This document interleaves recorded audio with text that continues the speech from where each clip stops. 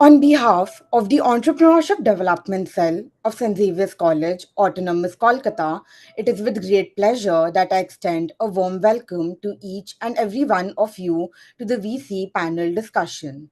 Firstly, we have with us Mr. Parag Dhol, the General Partner at Athera Venture Partners. With a stellar academic background, including graduating from IIM Bangalore, Mr. Dhol's journey in the world of venture capital has been nothing short of exemplary. His contributions to the startup ecosystem, particularly as a charter member and past member of TIE Bangalore, speak volumes about his commitment and talent. Next, we are privileged to have with us Mr. Ankit Agarwal, the managing partner at Altera Capital Advisors. He is an alumni of St. Xavier's College, Kolkata and IMT Ghaziabad. Mr. Agarwal is recognized as a phenomenal individual in the venture capital landscape. We are also delighted to welcome Mr. Rohit Bafna, the co founder and CEO of 888 VC, a B2B SaaS investor with a passion for helping startups go global. Mr. Bafna's reputation as a talented individual precedes him, and his dedication to fostering innovation and growth in the startup ecosystem is truly commendable. I also extend a warm welcome to our esteemed moderator, Mr. Madan Mohan Rao, the research director at Your Story. With a keen interest in creativity, innovation, knowledge, management, and digital media, Mr. Rao brings a unique perspective to our discussion today. We are extremely thankful to all of you for taking out time of your busy schedules for a session with us. On behalf of everyone at EDC, I extend my best wishes to all participants for an insightful learning experience during the session. I now hand over the virtual podium to Madan Mohan sir. Thank you so much, Ria. Thanks to all the students of EDC who have organized this event. In So our sorry to interrupt you. So just 1 second. We'll just play our sponsored PPT for 5 seconds, and so then we'll hand over the floor to you.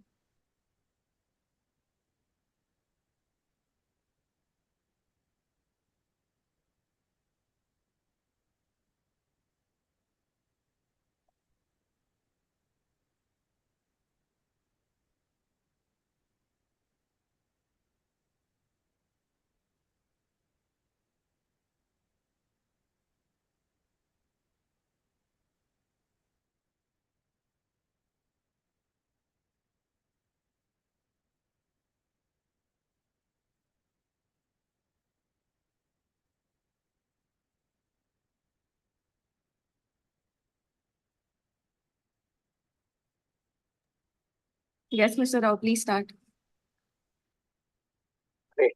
Thank you all so much for joining us. Big thanks to all the people at EDC for putting together this event.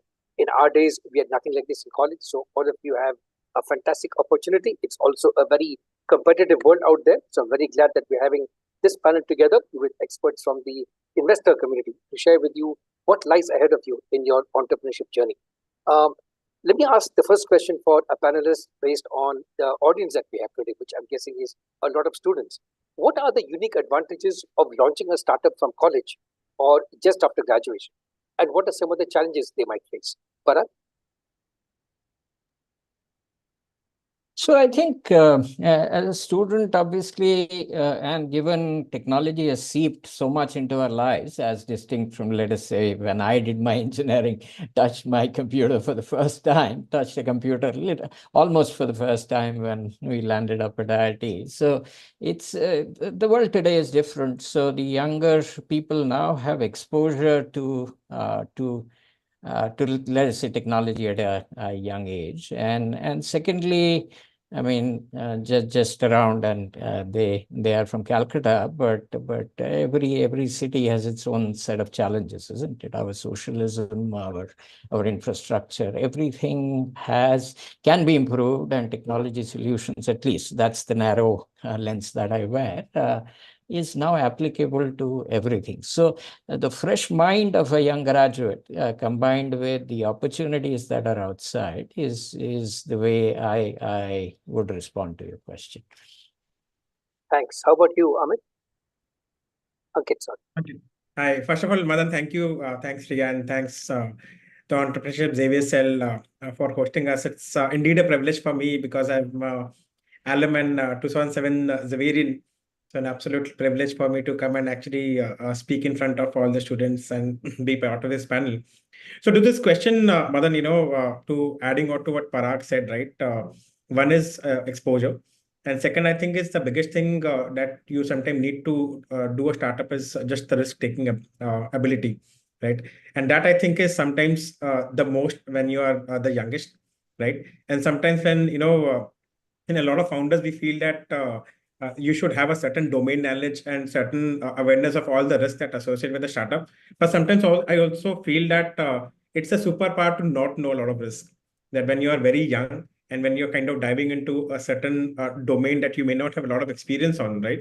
It also sometimes helps you to kind of just dive in with a very new approach and mindset, which typically may not come after, 10, 15 years of experience in a startup, especially when you're working in a consumer tech space where you kind of essentially need to face consumers as businesses.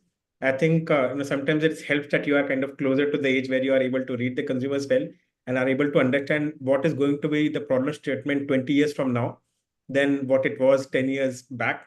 So I think that is a superpower where I feel that, and especially the kind of awareness and exposure students are getting these days, especially through the entrepreneurship cells like yours. I think it's amazing that no you and there's no taboo of failing anymore, right? It's actually seen as a batch where you probably started up from college and after 2 years, even if it doesn't work, then I think everybody kind of embrace from open hands whether you want to start up again from investor side or you want to kind of go to a post grad college or you want to kind of go to a corporate job. I think just the experience that you get of even just going through that experience is amazing. So I think there's probably no better time to kind of start up. Right from when you're in college. Very encouraging notes. Thank you, Ankit. How about you, Rohit? Would you echo some of this, or Yes, you yes. got anything? Thank you. I would also like to thank you, first of all, to you all to invite for this forum. Yeah, I would also add on to points what Ankit said. Definitely, startups can be launched from colleges, as that a lot of support is also required from colleges, which I would say is maybe setting up these tech incubators is very important in cities and colleges. And I think some relaxation from colleges can also help. For example, attendances, it's a very compulsory thing. Whether you want to launch a startup from college or you want to attend the classes. So I think some support is always required from colleges to promote entrepreneurship, and especially the tech incubators. They play a crucial role in promoting the entrepreneurship. In fact, I hear a lot of these news about the startup schools which have been started in Bangalore. So they teach you how to do a startup. That is also something could be a unique idea from colleges. Thanks, Rohit, for not just assessing what things look like, but also your recommendations on what the faculty can do to spur entrepreneurship some more. So another big requirement for startups these days, especially maybe very tech-centric ones, could be funding.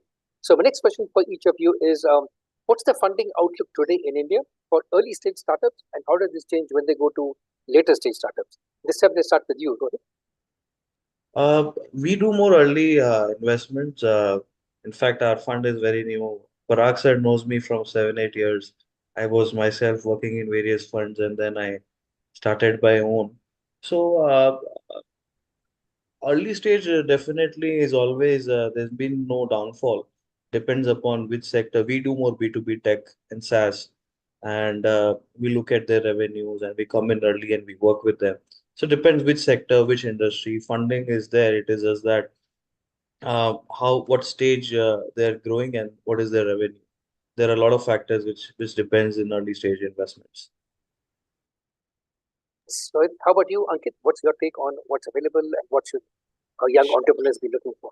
Sure. Look, I feel and India is a land of entrepreneurs. Like, while we feel that maybe starting to hear the word startup for last 15, 16 years. But if you look at it, there have been phenomenal entrepreneurs in India. And I don't think so entrepreneurship has is necessarily correlated with the kind of funding that is out there. But if you, and we understand that with funding, obviously there is a different pace of growth that company kind of gets. But if we just take out some corrections that comes with the startup cycles, right? We went through a little bit of dull phase of startup funding in the last 15 months. But if fundamentally, if you look at it every 3 to 4 years, there's just more and more capital that is coming into India. When we speak to our LPs both in India and outside, India is one of the hottest destinations for global capital to come in. And if you look at among the emerging markets, right, this is right at the top where everybody's extremely excited about India consumption story, stability that comes with India, the demographic that comes in India. So I think there's absolutely no better time to kind of start up because there's enormous amount of capital chasing across sectors, across stages. And one point I would want to add fundamentally is that given just the demographic of our country, right, across sectors, whether it is food or logistics or payments or healthcare, consumer, I think across sectors, there is space for disruption, new startups to come up. So anybody who is looking to start up should not necessarily see that which is a hot space or where the funding is available. I think it should be about where you think your heart and mind lies and where you think that you are more excited about it and where your capability kind of sets in. So I think there is funding available across sectors, across stages. So I don't think so. It's funding related. It's just that we just need more and more people to try out more things. How about you, Parag? What's your take on funding availability I and think needs? between the two of them, they've covered most of it. I think yes, in 2021 it went crazy. So I guess the ecosystem is now slowly absorbing some of those issues. As was mentioned before, there's enough amount of early stage funding, seed type of funding available still. That is the good part. But uh, what happens in environments like the current one, which follow 2021, is that this equation between, let us say, telling a story versus execution, I think in 2021, it was 90% story. And I'm just throwing some numbers, just guidance numbers more than precise ones. But 90% story and 10% execution, these times become the reverse. So put your head down, execute, find a place that you are differentiated in. And as Ankit said, there will be funders available if you get traction. So in any environment today, I think this is not the India of 10, 15 years back when we used to operate in the early days. This is if you are doing something interesting, somebody is available today. So the check is don't be one of those Me Too 100 company doing the same thing. That will not find traction unless and until you're a superstar. But if you're doing something really interesting which targets a decent enough market, funding is available in almost all environments. So focus on the controllables. Funding environment is as an uncontrollable. We can all discuss till the cows come home, but you can't change it, isn't it? So to that extent, don't worry too much about it. Focus on execution. Thanks so much. All of you are giving very good tips for the audience. I think this is becoming almost a masterclass and not just a panel discussion. So that's very good for a young audience out there. Now, each of you briefly mentioned which sectors you're investing in. Can you expand on that a bit more? My question for each of you now is, can you talk about each of the maybe three key sectors you're in and also mention a few startups you've invested in? You want to start, Parag? Okay, so broadly, we are technology investors. Broadly speaking, three broad areas: consumer internet, which is where some of our most biggest successes have come from. Redbus, Policy Bazaar, Healthify Me kind of companies. B2B, enterprise B2B companies like Move in Sync, Unboxed, and others. We have been dedicated investors. About 1/3 of our portfolio has been of that kind. And more so lately, in the last, I would say, three years plus, is what we call emerging technologies, the world calls deep tech and all of that. So these are companies like Pixel in the space area or an Euler in electric vehicles. We have a robotics company called Aki Motors. So those kind of areas, we are beginning to believe that this hardware and software thing is coming together for India. And hence, deep tech is a good, nice area to be in. And we are investing significantly in that. Not to say that we are not investing in SaaS and consumer internet, but this seems to be an exciting new area, is the point I was making. Thanks, Parag. Rohit, what's on your radar, and can you give some examples of who you invested? So, similar to Parag, usually B2B tech investments we have done. We have also done a little bit of consumer tech and fintech. So, yeah, some of them I would say latest one is Business on Board. It's a B2B tech SaaS platform for D2C brands. Then we have done something called Credit City, which is again a B2B tech platform for financial lending for SMEs. That is one thing. Then we have done Get Crest, which is into supply chain inventory automation SaaS. So these are some of our investments, but mostly SaaS, B2B tech, AI, or fintech. These are most some of our sectors which we have usually invested. Great. How about you, Ankit? What are some sectors and examples you can cite here? Sure. So we are pretty very stage and sector agnostic. So we have now 190 plus companies in our portfolio. And because we do venture debt, so we just end up doing more number of fund more number of companies and deals. There's a little bit of concentration in consumer and fintech for us. But like for example, in consumer, we have done Zepto, we've done Content Light, we have done Rebel Foods, Jiva, Mokobara. So it's very heavy on consumer facing. In case of fintech, we have done companies like Lending Card and Early Salary. Uh, we have starting to last couple of years focus a lot of our energy into understanding EV as an asset class. So we've funded companies like Ether, Euler, Blue Smart. So anything, any sector which kind of is very emerging, we start kind of spending a lot of time in learning those sectors and then kind of finding interesting companies into that. But as such, overall, we are pretty sector agnostic. Great. Thanks, Ankit. Looking outside the investor and startup community, let's take a look at government for some time now. How is India's regulatory environment changing for startups? We've heard a lot of buzz in the news about crypto, about EV, about gaming and stuff like that. So, what should founders be looking out for in terms of, are there any hidden risks maybe, or are there any additional benefits the government is going to give me for my startup? Ankit, you want to start? Sure. See, I think if you look at last 15 years, a, a good reason for what we have seen the growth in India in startups is also because of the stability in regulatory policies, and not just stability but also encouragement in terms of policy making as well as funding. Where in fact, Government of India through SIDBI is one of the largest investors into funds in India. We are in fact one of the largest recipients of Government of India's money as our investors. So there's a lot of support and encouragement. I also understand that in India, given we are still like an emerging economy, the policy making takes a little bit of time because you need to see all ends of what impacts very new business models sometimes. I do feel that sometimes when a policy comes, it sometimes has very surprising impact on certain sectors and startups. So I do feel that sometimes when the policies are framed for new business models, it should be a little bit more consulted with the stakeholders within the startup ecosystem, be it founders and investors, which will just help to startups to not able to absorb those shocks and changes a lot better. So I think in terms of policy making, whether it is regulations on taxation side or in terms of structuring side, I think there is scope for more maturity in terms of policy making. But I think overall it has been just the encouragement from the government has been fantastic. Great. How about you, Rohit? No, I would agree to what Ankit said. Definitely, there's a lot of encouragement.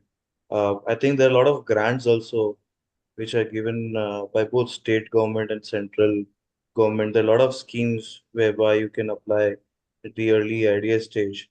For example, Elevate in Karnataka is a very famous. They give you 20 lakhs to 50 lakhs kind of a grant. In SIDBI also, there are a lot of schemes for startups. So students and people should check it out. Definitely, there are such grants. Parag, what's your take on this? Yes, as Ankit said, we probably wouldn't exist as an independent fund but for SIDBI. So extremely thankful for that. And that funnels into the ecosystem besides keeping us busy. But that's very great. Some of the initiatives, like let us say in the space segment, how companies like Pixel have benefited from it, and the other space players have benefited from it, is has been nothing short of remarkable. Obviously, the UPI and other things that India Stack and the folks at iSpirit have done is just, I mean, provides a solid base. Yet it is patchy, Madan. I mean, I think manufacturing, which as most of us grow old and read more, I mean, this country's biggest pain point is manufacturing. If it doesn't produce jobs, it's not a demographic dividend anymore. So that, unfortunately, but for the space segment and others and a few other segments, is still very old-fashioned. And maybe you can argue that that we are a poor country, the government does not have the resources, but even in smoothening policies, it can be better, is what I hear from many of the players who play in the space. So that I wish were better. Second, I think my pet peeve is against the income tax department. It continues to think like a socialist country, and every entrepreneur is a chore. And I mean, it is just ridiculous. I mean, it's this Section 65 or whatever, that angel tax. It's just so stupid, takes up so much time of the entrepreneurs and people like us. It's like maddening. I mean, it's RBI can be tough, but I think RBI is a fair regulator at the end of the day. It does throw out the baby with the bathwater at times, but self-corrects and is generally has kept this country's monetary policy beautifully. Some of the other regulators like SEBI are also fairly good. IRDA is developing well. So there are signs of goodness in many parts, but it is accompanied by some parts which is not supportive. As people say, the tax department in every other country is trying to grow the revenues of private companies so that they can make more through tax instead of getting in the way. And that's the attitude we need to change. The finance ministry in particular, I think, has been a laggard. I would stand out and say that. Stand up and say that. Thanks, Bharat. Those are good tips also for any policymakers out there in our audience. A while ago, we talked about incubators. So I want to ask you, what are some of your thoughts on the role of incubators, accelerators, the EDCs, like the ones organizing this event, and so on? How can some of their impact be scaled up? Everyone has one of these going around now, but how do we truly scale up, as some of you mentioned earlier? Rohit, you want to start? Sure. So we are also an accelerator and a VC. So definitely, we come in a stage whereby incubators have supported these startups at the idea early stage, whereby they help in the tech development and especially in the terms of early stage hiring. A lot of things are taken care by the incubators, right? But accelerators, like we come at the stage whereby they have some product, the platform is ready, and we want the startup to scale and make the revenue from X to 10X, and that's where we come in and we invest. Right. So definitely there's a role before VCs like Athera or Alteria are touching these startups. We work with these startups to help them identify the problem, the root cause, and how do they scale the business? How do they make it to a sustainable revenue making business? That is what more is important these days, and especially when it comes to VC funding. And apart from that, founders grooming is very important as to decision making, financial planning, hiring, tax issues. There are a lot of GST compliances the startups needs to take care at the early stage, because if they want to secure funding, they need to make sure they are following all the compliances and the legalities to it, right? Apart from that, marketing, branding, there's a lot of support required in early stage, especially the planning of the fundraise. So, and of course, the patience. The founders require a lot of patience and require in early stage. Not everybody is cracking the Series A, right?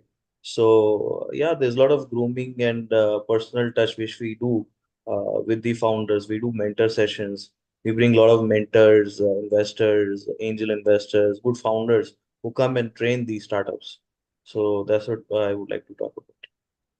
Ankit, are you involved also with some of these activities? Sure. So I first of all feel that the role played by accelerators and entrepreneurship development cells is actually quite underrated, to be honest. That we've seen in our portfolio some phenomenal startups coming out of incubators, accelerators, and the startup cells in campuses. But I do feel that while accelerators, incubators are run by more uh, professional individuals who have seen the space for a longer time, when it comes to entrepreneurship development cells, I do feel that there's a lot of energy, but it needs also a little bit of right framework in terms of what are you trying to achieve, right? Are you just trying to kind of, share a lot of content and exposure to people or students who are thinking about startups? Or like, are you really handholding them to the next stage in terms of somebody really want to dive into it? Like, I think it's improving a lot, but I think it needs a better kind of framework to understand what your objectives are really, what are you really trying to solve it. And I do feel that one way to do that is that I think it's all responsibility of all of us as well, who've been in the industry for so long, that people have spent time in the industry, be it founders or investors. They go back and give back and spend time with students or very early stage founders to kind of give them a little bit of picture and exposure of what does it really take to kind of make it big in this ecosystem. Because if there are only young founders talking to young founders and students, right, like there aren't many learnings, right? You feel very passionate about things, but you need to have the right framework and right direction, and what are you really trying to achieve out of it. So some of the things that we do from Altia is that we do roundtable discussions. We host roundtables for all accelerators and incubators in India, where we get all of them together. We call industry experts and senior founders and investors to just open up and talk about issues and what we're really trying to solve. So I think there's a lot of scope for us to actually be the land of startups that we want to be after 10 years. I think there is a pivotal role to be played on this part. Great tips again. Thanks, Ankit. How about you, Bharat? So, Madan, I'll do this question more as examples, as good examples. I think Sign at IIT Bombay, obviously. And I think one of the good things there, it's an age-old, I mean, they've been doing it for 15, 20 years, but an Ola, Sedimac kind of company has come out of there. So there are these best practices. One of those things has been, I was reading somewhere that an institution is the shadow of one man, isn't it? And what happens is one person taking a big role at times, let's say Ola came out of there, or for that matter, let's say Sedimac and other companies, Shashi of Sedimac. Good companies come out of their success, breed success. I am on the investment committee at NSR Cell in IIM Bangalore, for instance, and it has done a reasonable job. ISC, after lagging for some time, has begun to catch up. Let's say IIT Madras, Dr. Chakravarti there, who's a real combustion expert and is involved in 6 companies, and IIT Madras before that, Professor Jhunjhunwala. So they've done a good job again, Axelar and others on the private side, so to speak. So I think or a BITS for that matter, which is an extraordinary institution in terms of producing entrepreneurs. So the idea, if I were to be running an entrepreneurship development cell for one of these places, I would go and learn the nitty-gritties of some of these institutions which have done a great job, and try and replicate, shamelessly copy, if you will, to get to good places, I should say. Great. So we talked a lot about the macro issues, the policy, the incubators, ecosystem, and so on. Let's dive a bit more now into the anatomy kind of a startup. As investors, how do you guys assess the worth of a founding team? What are some qualities you look for? What are some traits? What are some things you look for both in the founders and in the rest of the team? Rohit? Uh, I would say maybe the challenges which the founders face uh, during the fundraising scenario, I guess their ability to pull off those challenges. That's what we observe in a founder to invest, right? Apart from that, there are various factors, depends upon uh, startup to startup, but definitely there are points. But if you can repeat the question again, what are the things we see when we invest in a startup Yeah. company? How do you assess the founding team, the Assess. problem, the So company, and so on? it also depends upon what stage they are. We typically enter at a stage whereby a VC is about to enter, but the growth is steady and there is a lot of handholding required. And then when we invest, we work with them to help them scale from X to 10X, as I said. Apart from that, definitely the sector, the industry, what kind of scale, what kind of support they have got, uh, the founder's background, the serial entrepreneurs, I would say, or somebody who's already been and done that. That is also some of the factors we see. Apart from that, we have also invested in some idea stage, early stage companies, considering the fact that it is something unique or something not me too, but something which is very unique as an idea, and that is something can solve a big problem. That is something we would love to invest in early stage. Yeah. Ankit, what do you look for? Answer is depends. What we phrase it at founder market fit or founder product fit, right? I think for different sectors we look at different things. For example, for a B2B commerce startup, we'll look at ideally a founder who has a lot more experience into that space, because dealing with enterprises and B2B commerce, you need to know how the game works, right? So I think there's a leverage that if you have certain experience in that space, that's really useful. Similarly, for example, fintech lending startups, it's important that you have a credit experience before you do a fintech and lending startups. You understand regulations, policies, credit very well. But when it comes to consumer, right, in case of consumer startups, we don't necessarily need an experience as somebody doing that for a very long time. Sometimes, in fact, we don't want somebody to have done experience in that particular field because we want fresh thoughts. You want to challenge the status quo, right? So in that case, a founder just who are just kind of ability to execute faster, think faster, and has a very brand and fresh approach to understanding the consumer. That helps. When it comes to, let's say, something which is deep tech or something related to EV, then understanding of technology and product becomes extremely important, right? But if I just kind of zoom out, I think the two things that we feel over encompassing thoughts on the overall look at photo founders as, one is, I think, clarity of thought, and second is, I think, just the hustle and risk taking appetite.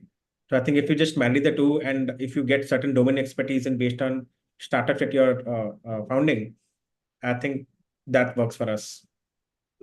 Great. That's a very good map you spelled out there. How about you, Parag? What is your map of how you assess? What are some metrics you might use?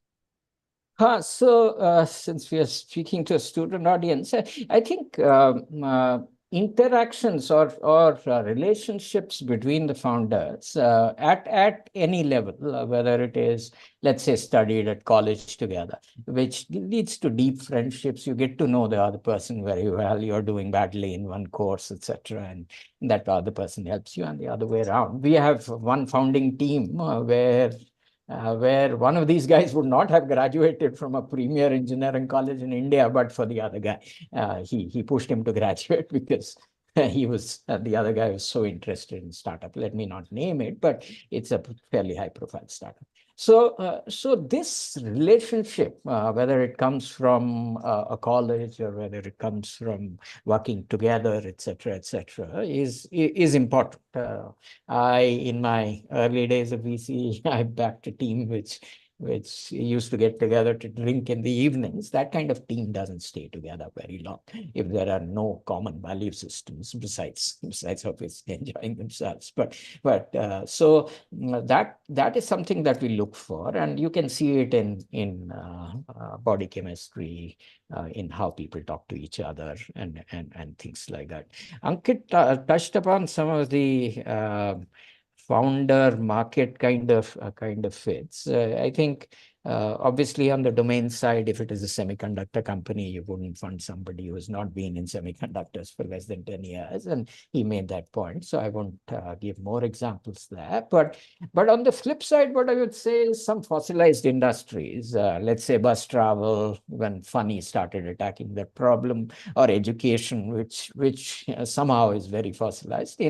In some ways, though, somebody who has a fresh view on those industries which have not changed forever is somebody we would back rather than in a deep domain semiconductor or electric vehicles kind of a segment. So that's where I would come out. And those were the two broad points I would make. Mother, who disappeared, is it?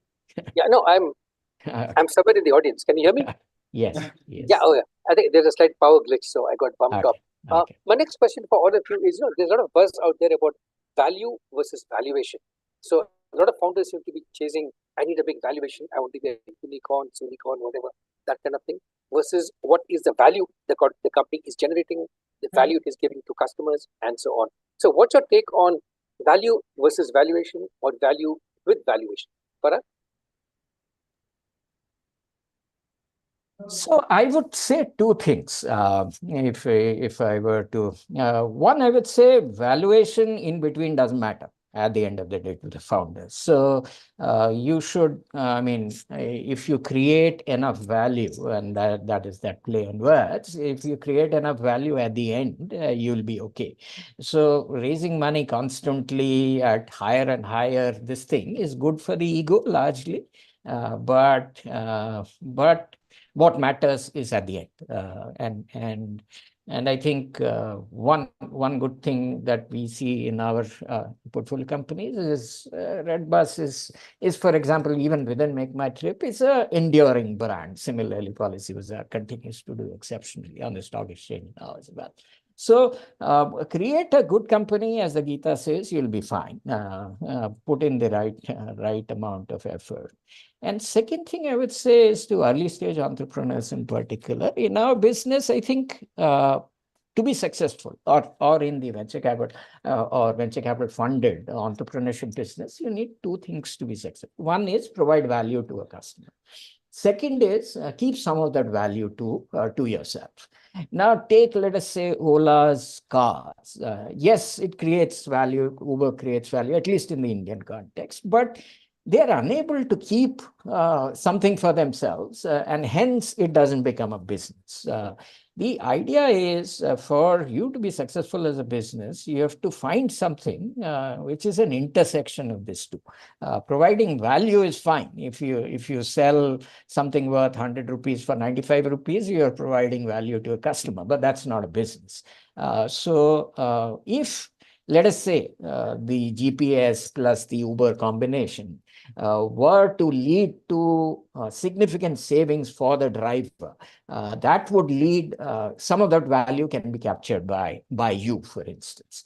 What I think is happening in that economic model is that not enough is being saved in that model, and hence at least Uber is not struggling worldwide, but at least in India, Dara made the kind of noises that he did, and Ola, at least that business nobody seems to be focusing on. So that's the point. So find a business which does both. Providing value to the customer is kind of is table stakes, but the ability to keep some of that value to yourself is what differentiates a success from another. Also, right. That's a great tip there. How about you, Ankit? What's your take on what founders should be looking?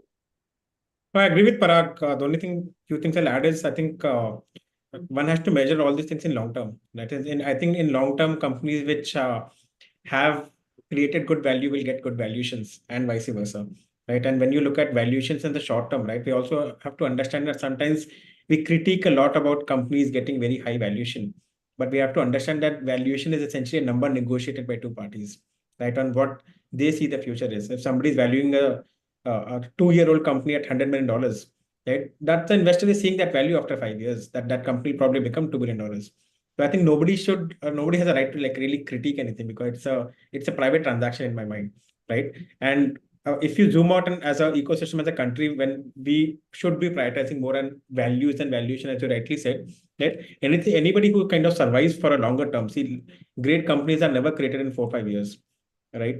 Any great company always takes, look at examples of, Paytm or a Zomato or a Swiggy, some of the large Indian startups, Policybazaars or Make My Trip, like all these companies have taken at least 10 years of existence, survival, and various funding cycles and competitive landscape cycles where you need to just survive for a very long term, continue to focus on what makes sense for the business for value, and then valuation, I think, is a derivative of that.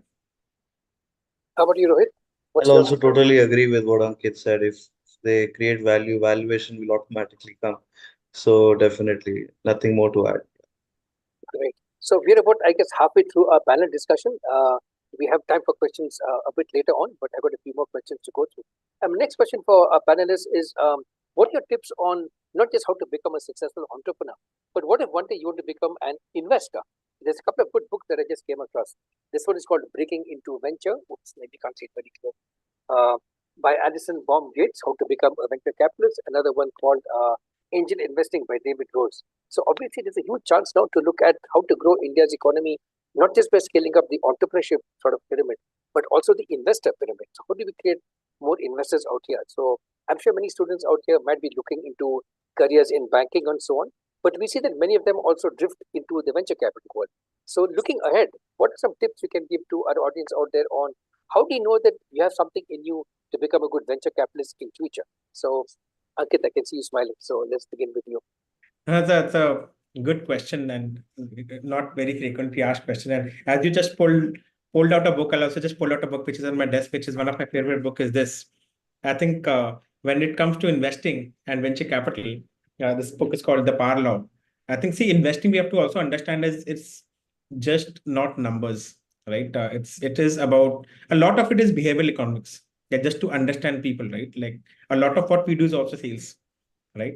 And but at the stage of where let's say students are, right, they also have to understand that after 5 to 10 years you will not have the latitude to kind of go deeper on understanding numbers. You can't spend 5 hours on studying a P&L balance sheet because you'll probably get like 5 minutes to read a page and decide on that, right? So at this stage, if somebody wants to get into the field of finance or venture capital, right, one is you have to be very fast on numbers, right? You have to be very fast on, let's say, just mathematics of it, understanding P&L, balance sheet, cash flows.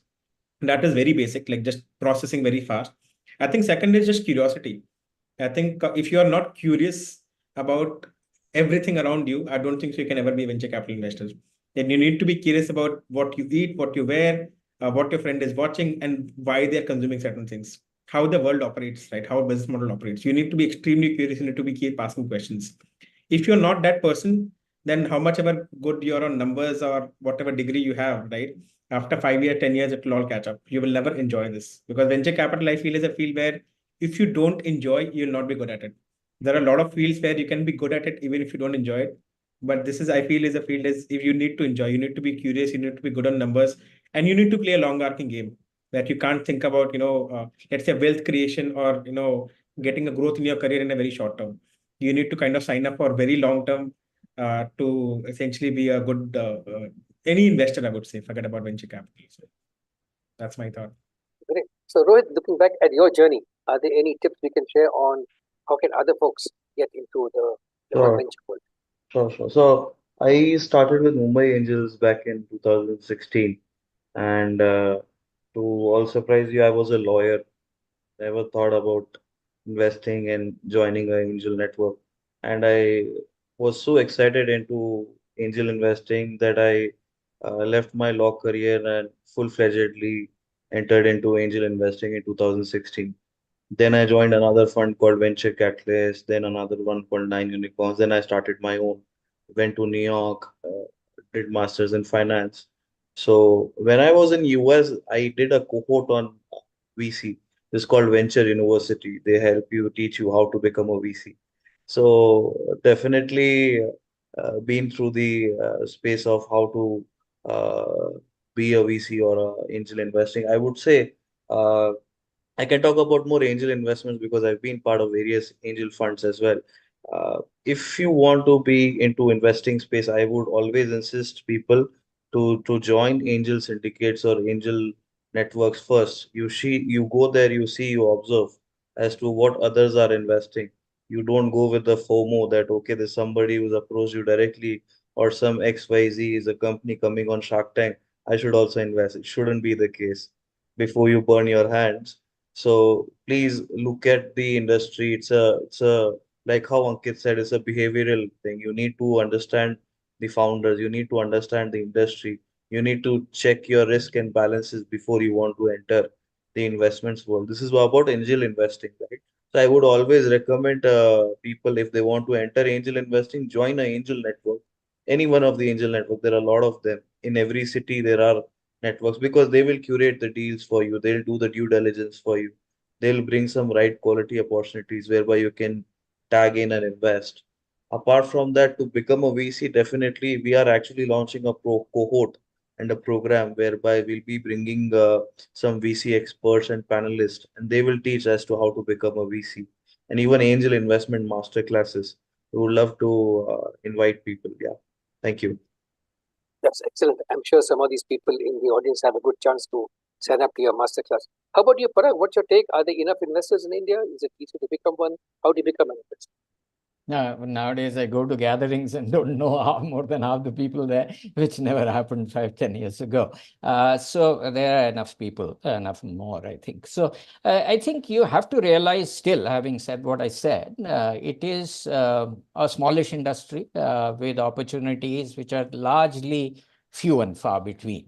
So you have to be lucky to get there. As a friend of mine used to have a sticker on his desk which went, I link, therefore I am, and hence keep on doing that. And one of these days you'll become one. Don't put a timeline. If you're really keen on being a VC, then don't put a timeline. I would rather say that you go and work as a CXO or even a lower level if you're younger at a startup and learn the ropes, but keep in that circuit. And when and as and when the time comes along, be on the consideration set for the VC firms that you want to join. So it's a probabilistic thing. It takes time, is what I would say. What does it require to be a good one? I think Ankit touched on a beautiful point. The older that I get, the softer I get, in the sense that psychology becomes exceptionally important.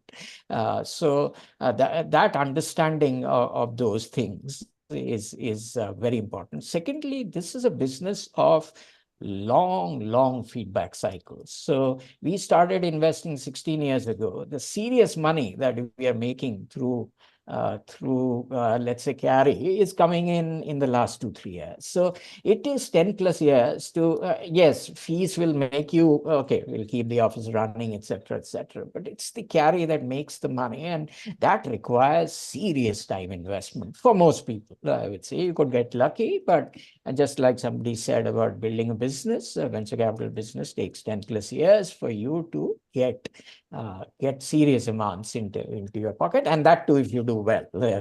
like in the like in the entrepreneurship business, there are many ways to fail. So you should be somebody who can live with those long feedback cycles. If you're a sales guy who needs a feedback every week or every three months, then this is the wrong place to be. The only other thing that I would say is, I didn't know this when I did my MBA, but be a good student of business. I mean, you have to read and read, understand everything. The world is getting more and more complex. Deep tech requires science understanding, for instance. So read and read, and start with the basics. My all-time favorites are actually public market investors, people like let's say obviously Buffett. Read everything, read every letter of his, understand everything that he says, each and every line that he says. Obviously, there is another great favorite of mine, Philip Fisher. He wrote a book called Common Stocks and Uncommon Profits many years ago.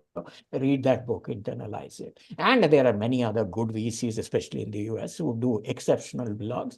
Read them as well. But read and read. Become as close to a polymath as, not everybody can be a polymath. I don't have the brains to be one, for instance, but be aspire to be one, at least, is the point. Fantastic tips right there. Coming towards the last couple of questions over here, one issue which came up a while ago was this connection between India and the US. So what trends are you seeing in the availability of capital domestically as compared to, say, a few years ago when a lot of it was coming, say, from the US or Europe, other parts of Asia, maybe? Ankit? Sure. No, it's like, in fact, last 3 days I was in Singapore meeting some large global institutions who invest in funds and startups and also very large family offices. And one thing I can tell you, sitting in India, sometimes we see things too closely in terms of some weeks and some months are very hot and suddenly feel that, okay, there is a period where there is no funding available.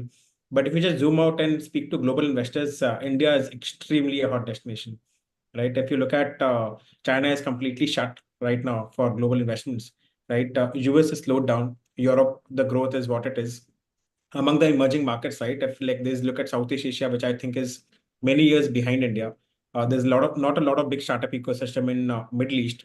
Japan has slowed down because for Japan, most of the investing happens by their own corporates and investors in Japan. So for global pool of capital, I think India becomes extremely hot destination. uh, they do feel that India, sometimes it's a hit and a miss, where you need to maneuver India very carefully to make returns in India. I think that is the feedback that we get a lot from global investors. But in terms of, I would think, next 4 to 5 years, the availability of capital, I think we expect that there will be at least, just in the venture space, at least 70 to 80 billion dollars of capital coming into India next 4 to 5 years. So it is absolutely massive. So I think could never be a better time to actually start up and do something. Parag, how about you? You've traveled all over the world. So what's your take on global money, Yeah. Indian money, etc.? We were in Singapore as well. So, I mean, given how small that town is, surprised we didn't bump into each other. We But actually anyway, bumped into Ritwik. okay, you did. Okay. So the thing is that I think it is India's time in the sun. I would say that. But India always comes with questions. There is, for everything that is true in India, there's an opposite, isn't it? As the old economist saying goes. So that is the challenge for us. It is for us to blow, I would say, rather than for the other way around. And this hasn't happened before, primarily because China occupied such a mind space for, let us say, investors to the east of us, and definitely even investors, and they did very well by investing in China. The backdrop is that we have not done well as a VC industry in terms of DPIs, returning money to investors. 2021, yes, there lots of money happened, but in general, the VC industry in India is still finding its feet as far as DPIs go. So that is the biggest question mark. How do the exits happen and all of that? But there is significant amount of capital waiting outside, as well as being raised in India as well. Obviously, 2021 has led to some of the family offices slowing down and things like that. But generally, I think it is available. Sentiment-wise, I would say though that Indian VC segment is sentiment is very closely tied to the Silicon Valley. It's like the people in the Silicon Valley say now that Route 101 or whatever they call it, the traffic there, the correlation to how Bangalore feels is very high. Obviously, how Silicon Valley feels is also high, but we feel they sneeze and we catch a cold the next day, and the other way around. So if a big IPO happens, one of these crazy Trump social kind of idiotic things happen, and not idiotic, I should say, at least in Silicon Valley, it will be more sound, I would assume. But if something like that happens, the sentiment could change very soon, very fast, is the point that Now, Rohit, your team is in India and in the US and other places too, I guess. but I So, should make it oh, clear, sorry, I'm sure. not predicting anything. Okay. Got it. So Got it. I would agree with what Ankit said. Definitely, there is a lot of growth in India's story. Strategically, geopolitically, India is at the advantage, and a lot of domestic funds are also coming into picture. Let's say if you go to tier two, tier three cities, that is also a very big market, which is picking up as a huge. Like I was talking to you, Madan. Like go to Surat. Gone are the days. Bangalore is the only SaaS capital. Surat is becoming a SaaS capital. Go and see Ahmedabad and Gift City. There are a lot of new initiatives which are happening in India. And definitely, in fact, Northeast, I was surprised to see a lot of startups coming from Northeast. Uh, so definitely there is a rise of domestic capital. Tier 2, Tier 3 is something which is a big market and big scope in India currently. There are a lot of problems which India has to solve internally, domestically. So I would say it's the best advantage. It is the right time to become a founder. It is just that you need to identify the right problem which you can solve in the India entire ecosystem. Yeah. In fact, I'd just like to add that, since Yeah. this discussion is for Xavier's Calcutta, that while we have not seen a lot of startups coming from Calcutta, Calcutta, the city, is one of the largest in terms of the amount of investment we have got from our fund. And we've raised close to $500 million of just domestic capital in the last 6 years. Wow. That's awesome. Yeah. In spite of not seeing a lot of startups, but most of the families and large corporate and startups in Calcutta, they invest a lot in startups and into funds, right? So like, who's stopping there to just go and bump into one of the offices and just throw in your ideas. That's a great insight. Thanks, Ankit. I can squeeze in maybe one more question before the organizers come in with their questions from the audience. And that question is looking ahead, what are some trends that you see in the industry?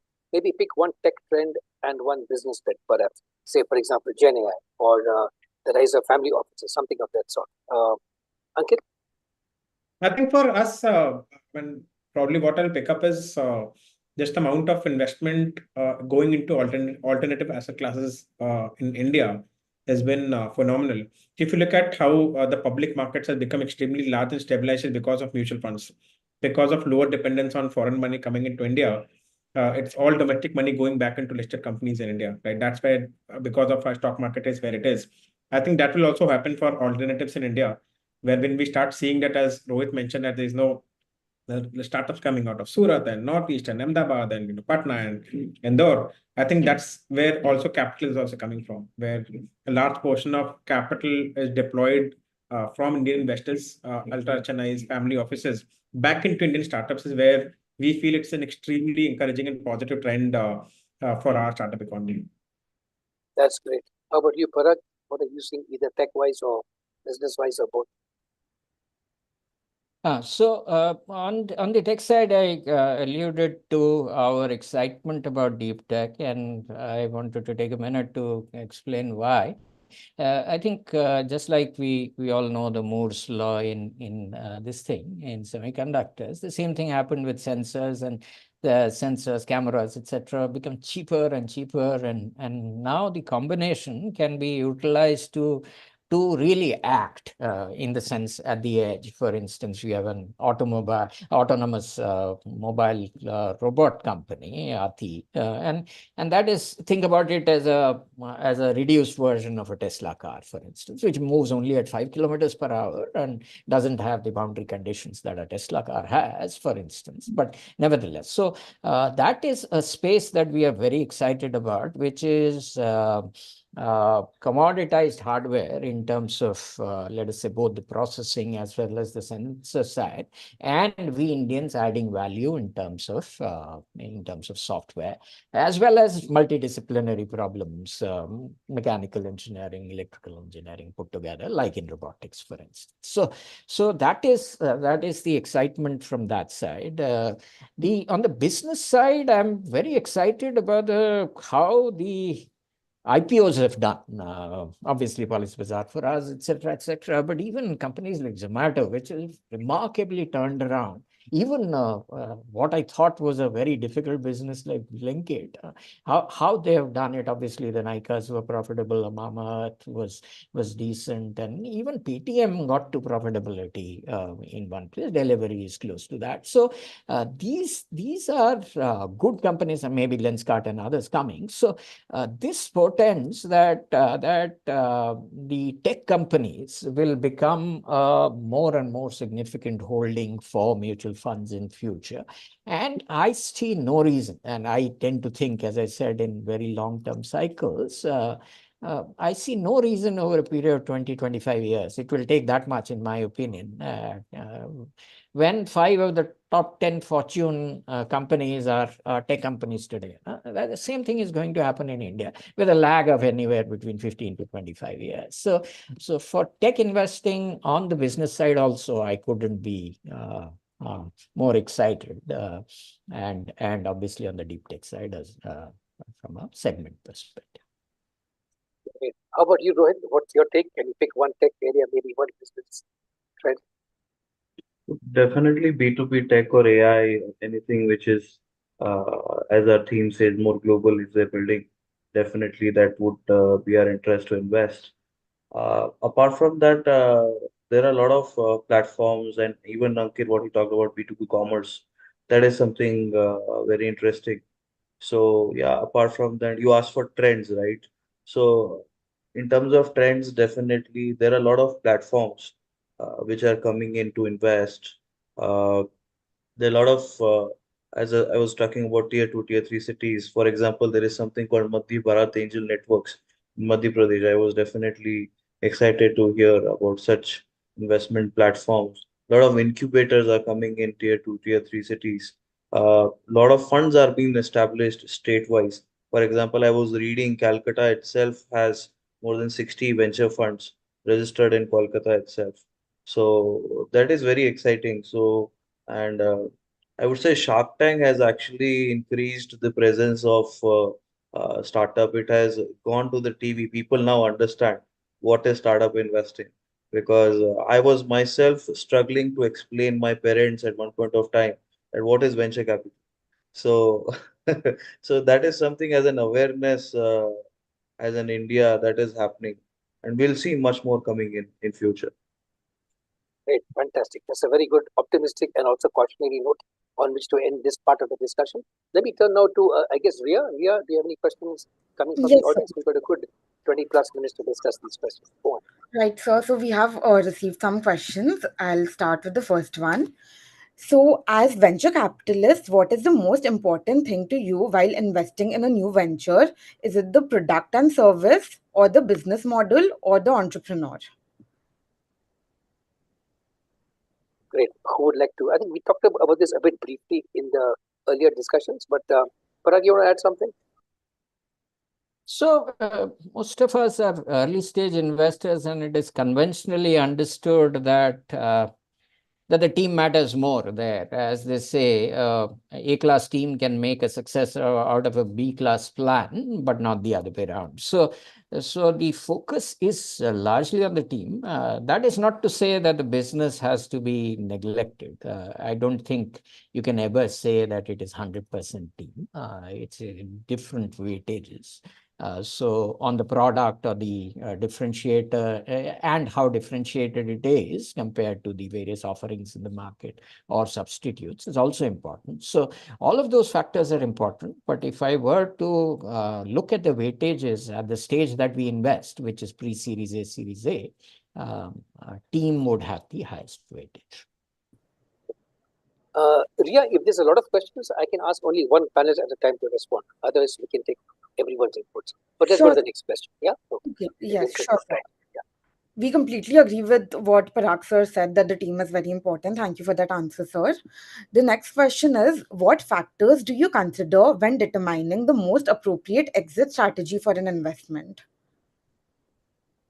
Okay, this is a good one.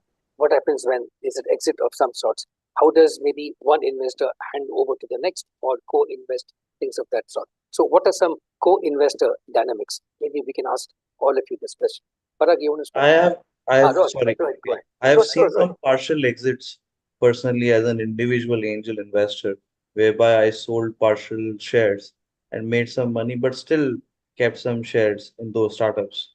And because I wanted to make sure that my capital was insured. That was my personal strategy. Would love to hear from Ankit and Parag as well. Yeah. Ankit. I just, I think that's a tough one. Okay, then that's the most important one. And I'm just reading a tweet of Naval Ravikant, where he was mentioning that for a real estate investor, the time when you buy matters the most. For a business builder, the how you build matters the most. And for any financial investor, what matters the most is when you sell and how you sell. It is not when you really buy. So I think that I don't think that there's any right science or art of it. Like we all keep learning, we all keep predicting that when you sell, you always feel like if somebody is buying, that buyer must be seeing some value in it, and then you feel that okay, should you really sell? And that happens in public and private market both. But I think the answer somewhere comes in discipline. That you, if you know that what is your objective of a fund, and you clearly define it, that what kind of returns you want from your investment, what are the time horizons, and you try to stick on to it to some extent. And there's always look, you I think somewhere you should we all listen to our gut, right? Sometimes we succeed, sometimes we fail in that. But I think it's a mixture of some largely discipline, some gut in terms of when you sell. It also depends on what kind of investor you are. For example, if you're obviously a very early stage investor, right, you wonder it into taking a certain risk and return till a certain period, right? Compared to when you're an investor, for example, even when we do very early stage to very late stage deals, right? The exit horizons for us when we have equity upside in those deals is different, right? So there's no straightforward answer, but the only input here is that it helps to have some kind of framework in terms of when you want to sell at the time of investing, so you are able to decide better. How about you, Parag? How do you view exits and how do you work with other investors during such exits? Okay, so I'll take a hypothetical example of 10 companies, which is not so hypothetical, but obviously based on the experience. But see, one or two of them will be the red bus policy bazaar kind, where you don't have to worry. Somebody will come in, buy it, or the company will go public. And after that, it is mechanics rather than this thing. There will be four or five which will not do well at all. So there you have to, there an investor's job is to work with management to kind of jointly agree. You will give the management some leeway. I think in our business, you should do that, and we do that for sure. In terms of time to try and make it work, but at least 3, 4, 5 of them, depending on how well the portfolio is, how good the portfolio is, you will try and cut your losses in the sense that you will not invest much in the subsequent rounds. Whatever you invested maybe goes down the tube, or you make 30, 40 cents to a dollar, and that's fine. You move on and you cut your losses early. That's the exit strategy. The ones in between are the hardest. Because they last a long time, they are not zero growth, they are moderate growth, and that's the one that is very, very hard. The good thing is that there is a bunch of guys now, at least as compared to 10 years ago. They are still only a bunch. It is not mass, but let's say Reliance bought one of our companies, Tata looked at another one, and Make My Trip has acquired 2 of our companies. So there is, we have had 9 exits, 1 IPO out of that, and 8 of them secondary, M&As largely, and Westbridge bought one of the our companies as a buyout. So these things are emerging now for even that middle kind of companies, which are not the red buses and policy bazaars, but are caught in that medium, and the SME exchange in particular on NSE is also one of those routes, so to speak. So something's emerging for the middle as well. The lower part is also getting strengthened in terms of Nike acquired one of our companies. We made only 40 cents to a dollar, but at least the team got a house for itself, a decent place to it didn't lead to job losses, and the business continued, so to speak. So lower part is also getting solved. Middle part is early days, but getting solved to an extent. The first part is mechanics, so you don't need to worry about much. But exits, in my mind, I think we overemphasize. Exits is like karmanyavadikaraste ma phaleshu kadachanam. You do a good job as a founder, build a company, exit will happen. It's exit strategy and 3-page notes on exit strategy is mostly BS, in my opinion. Wow, great insights again. Ria, what's the next question? Yes, sir. The next question is that as investors, you are constantly assessing market trends and emerging technologies. And with the rise of AI and automation, there's growing concern about job displacement and ethical implications. So, how do you evaluate startups leveraging AI and automation while ensuring that they address ethical considerations and societal impact? Great question again. What are some of the ethical issues that might arise in your investment? Maybe some unintentional consequences, those kinds of things. Bharat? So if you look at what happened to OpenAI, I think a few months ago, Ilya, the chief scientist there, his main concern was ethics, isn't it? So it's a big question. It's a bigger question than my mind, honestly. So I don't think I can answer that question. Just to say that people like Ilya, that quality of people are worried about it, thinking about it. Even an Elon Musk, for all his shenanigans, he's really thinking about that problem. And it's an obviously crazily brilliant mind, isn't it? So those kind of people are going to get together eventually, in my view. If you look at what happened in let us say the biotech industry or various other industries, gene manipulation, for instance, people got together and decided there was an unethical element to gene manipulation. So should I be changing my height, for instance. I'm a short guy. Should I be allowed to change my son's height, for instance? The answer there is fairly obvious now. On the gene side, most people will not allow, most societies will not allow that. So those answers will emerge over a period of time. It is early, but it is a big question. No doubt about that. What was the second part of that question? Ethics and job losses. Okay. Yes. There will be some in the short term, BPO industry in particular, in my view, and to an extent, the IT services industry. The guys who are doing something that I shouldn't say role based. This is machine learning or artificial intelligence. So, but the lower hanging fruit will be that there will be at least for the machines, so to speak. But I think if you have looked at, I mean, when I got into the industry, for instance, venture capital industry, or started my work way back in the 90s, lots of banks, including the public sector banks, were very afraid of computerization because it would lead to job losses. But higher order, this thing, the humanity have belief in the ingenuity of the human mind. It finds something to do. Nobody will sit around and twiddle their thumbs. There will be something that will emerge that will take care of the job losses. So I wouldn't worry that much about it. It will be temporary. Could be temporary, Pinda. My point is no permanent. Any of these issues you face, Rohit, or you're just more cutting hair? Totally agree with what Parag said. Ria, And the only thing I'll ask is on the ethics part. I think honestly, it's the pace at which the world is changing. It's too soon to really comment and on what's right, what's wrong. I think the only answer is right now is to have questions. Like, I think it's important that people are asking these questions and worried about it. I think this will lead to ensuring that we are thinking about frameworks and issue that can come out of it. That's so fundamentally, I think that thought that people are worried about it is important right now. But where this is heading is genuinely very tough to say. Ria, So next we question. definitely get it that the question is a very open-ended one, and we really hope to see that both the sides of the coin are balanced in the future as well. Thank you for that answer.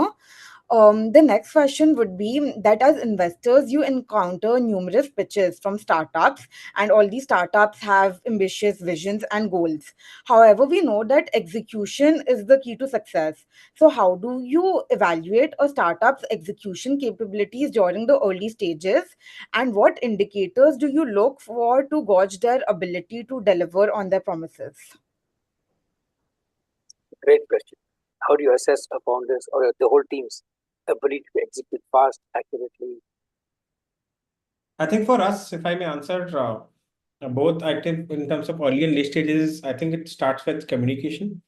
Because you look, ultimately, it's a startup, there will be a lot of volatility, right? And you signed up for that. So it's important that even if there are business shocks, you're not surprised. And if you're not surprised, you all work towards it to ensure that things become fine. So I think starting point is communication. And when you say communication, it kind of you set out various ways companies can kind of evolve, right? If you know that if you're taking a certain action and A or B or C can happen out of it, and if everybody's aware about it, like I think then you're already signed up to it. And then that's execution. So even if things kind of don't work out as per the plan, sometimes in our cases, when we look at founders and we think about execution, right? What is important is it is clearly communicated and it is clearly thought through. Whether something emerged out of in a certain way or not, it's more important that it was very well thought out through, right? Like the founders and investors are on the same page on what you want to try together. And then say in terms of execution, like you can always track through numbers and stuff like that. But I think given the volatility, it's important that there's a lot more communication to understand what all can evolve from the point of action. Rohit, Parag, any other comments maybe on quality of the work, things of that sort? What do you look for? in execution? No, so at Rohit's stage, it must be very hard to judge because there's very little numbers to show. Our advantage is we typically invest in a company between 15 to 36 months of their age. So if you get to know a company early, let's say it's in Rohit's portfolio or somebody else's, some other incubator's portfolio, and you get to know them for a year, you get to see some signs of, okay, he's getting one customer, he kept me informed 3 months ago, and sent a newsletter. Now that one customer has become 5 and it's become 10 soon. And so you see a trend, and we are early stage. We are at that. If you have the innovation diffusion map in your head, then that first 2.5% of the customers is the stage that we invest at. So you're looking for a small number of customers, not a whole lot of revenue, but some revenue. Somebody is putting out the checkbook and paying. And if it has existed for more than a year, hopefully renewing as well in a SaaS case, etc. So those are the things that initial indications, besides obviously the capabilities of the team on the execution side. And you again, as Ankit referred to, the thought process, because if it is too much of a story, and it's you're right, it is Edison's time, 1% inspiration, 99% perspiration. That equation hasn't changed. So it is largely about execution, but it is serious judgment, and judgment on execution is a pretty tough one. It's not an easy answer. Yeah, to add on to it, what Ankit Parag said, definitely communication. We keep a track on what founders are doing at month-on-month basis. Definitely, and information sharing, because founders sometimes don't share information. So we keep our team and track record as to whatever information flow in every quarter MIS reports, etc. That help us ensure and track the growth as well as the numbers part and the execution part. I completely agree with the communication and transparency part. That is of utmost importance. Thank you for that answer. Now we'll move on to our last question for the Q&A session. So, as investors, you are undoubtedly focused on long term sustainability and growth potential. So, with that in mind, how do you assess the balance between a startup's short term profitability and its long term sustainability goals? As in, are there any specific strategies or approaches you have seen startups employ successfully to prioritize sustainability without sacrificing immediate profitability? Yeah, that's another good question. What should you be keeping an eye on, and what's the balance? Is it I'm just 50 amazed 50? Is it with the 20 quality 80? of questions that's coming from the set of students. It's actually Yeah, pretty very, high, very. very good actually. Yeah,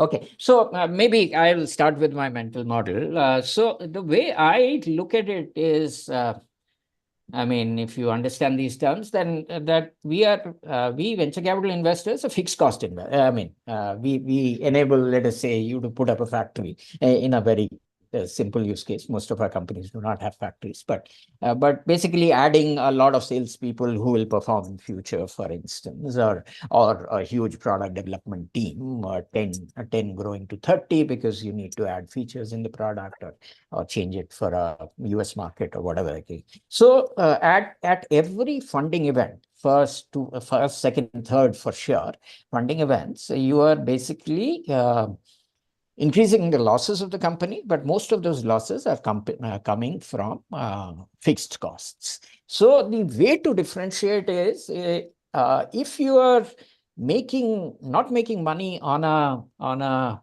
variable basis in a product which doesn't have network effects. Some of these Ola kind of businesses have network effects in the sense, as they grow larger, the cars are more densely packed, and hence you make more money. Ignoring that aspect for a moment, the simple problem of you are shipping out, let us say, a soap, or Mama Earth is shipping out something and making 69% variable margin on it consistently. Can they make that, is the point, or are they stapling? I mean, selling something worth 105 for 100 rupees. That is clearly a lost model. So between funding events, what you need to do as a consequence is, as the company grows, you are making more and more gross margin, which eating into a fixed cost. So the revenue line and the cost line is beginning to come together between the milestones. Again, at the next funding event, they will go apart because, as I said, we are fixed cost investors. But between funding events, it should be converging broadly. I'm not meaning absolutely on a month-on-month basis, but no business that I know early stage goes on a straight line. Believe me, these are all mental models, but they are models nevertheless. So that's the way I look at that problem. Break it up into a variable cost and a fixed cost, and then look at sustainability. Rohit, Ankit, you want to add to that, or I think we need to wrap up? No, I think Parag pretty much covered it pretty well. Nothing more to add from my side. In that Thank you. case, yeah, I think we're out of time now. Over to you to do the vote of thanks. Right, sir. Thank you for that answer. We definitely got a lot of insight when you said that we can break it up into fixed cost and variable costs and then jump into the sustainability part. Thank you so much for that. Before we move forward, I would like to make an announcement. All the attendees, the Google form for the non-academic credits will be rolled out shortly. And in order to avail it, please fill out the forms. Now, I would hand it over to Sheshtha for giving the closing statement. As we conclude this insightful webinar, we are confident that the valuable insights shared today will benefit our attendees in their future pursuits. Mr. Parag Dhol, Mr. Ankit Agarwal, Mr. Rohit Bafna, and Mr. Madan Mohan Rao have truly embodied the essence of life by inspiring us to pursue our dreams while positively impacting others. On behalf of the Entrepreneurship Development Cell of St. Xavier's College, Kolkata, I sincerely thank all the speakers for generously sharing their vast knowledge and experience. It is an absolute honor and privilege to have had the opportunity to host such respected personalities. A special mention to our respected principal, Reverend Dr. Dominic Savio SJ, and Vice Principals, Reverend Dr. Joseph Kulandai SJ, Reverend Dr. Peter Arokium SJ, and Professor Bertram Da Silva for encouraging us to pursue greatness and live up to the great Xaverian reputation. I also thank our faculty advisor, Dr. Arup Kumar Mitra, for his leading supervision and support at every step. We sincerely acknowledge our attendees for being patient and interactive, as well as for putting forth such compelling questions. Last but not the least, I extend a deep sense of appreciation for all the support, timely implementation, and guidance provided by the members of the Entrepreneurship Development Cell. Once again, thank you all for tuning in with me. Have a pleasant. Thanks, everyone. Have a good Thank weekend. you. Cheers. Thank Thank you. you. Thanks, everyone. Bye. Thanks, Rohit. Thanks, Parag. Thanks, guys. Thank you, Madan. Thank you, Parag. Thank you, See you Ankit. guys. Thank you, Thank everyone. you.